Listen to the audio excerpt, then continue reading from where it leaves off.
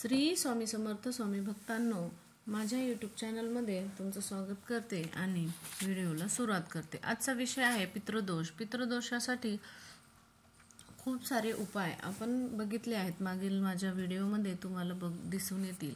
पण आणखीन काही अशी माहिती आहे की आपण म्हणजे या पितृपक्षामध्ये चुकूनही ये कामे करू नये। या दरम्यान दारावर आलेल्या कोणत्याही व्यक्तीचा अपमान करू नये।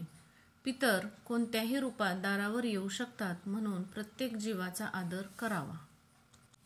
या दरम्यान कोणत्याही पशुपक्ष्यांना परेशान किंवा जखमी करू नये। विशेष म्हणजे गायीचा अपमान करू नये। पशुपक्ष्यांना अन्न व पाणी द्यावे। पितृपक्षामध्ये ब्रह्मचर्याचे पालन करावे। तसेच आहारात मांसाहार टाळावा व दारूचे सेवन करू नये। पितृपक्षामध्ये या दरम्यान शिळ अन्न खाऊ नये। या व्यतिरिक्त चणे, मसूर, साग, सातू, जिरं, मुळी, काळ, मीठ, काकडी आणि दुधी भोपळा खाणे टाळावे।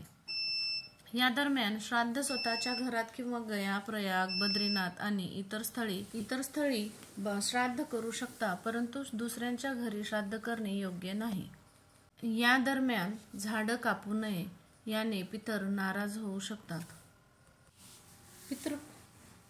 पितृपक्षामध्ये सात्विक आणि धार्मिक विचारांच्या ब्राह्मणाला केवळ मध्यान्ह दरम्यान भोजन करवावे। श्राद्धाचा प्रसाद घेतल्यावर या दिवशी घरात दुसऱ्यांदा भोजन निषिद्ध आहे।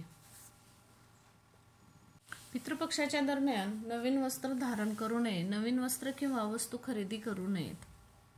पितृपक्षामध्ये खोटे बोलणे, अनैतिक काम करणे, कोणासाठी वाईट विचार मनात ठेवणे चुकीचे ठरेल। म्हणूनच पितृपक्षामध्ये ह्या 10 गोष्टी खूप काळजीपूर्वक कराव्यात। पितृपक्ष असताना आपल्याला म्हणजे खूप गोष्टींचं पालन करावं लागतं। अशाच नवनवीन माहितीसाठी, नवनवीन व्हिडिओसाठी माझ्या चॅनलला लाईक करा, शेअर करा आणि सबस्क्राईब करा। धन्यवाद।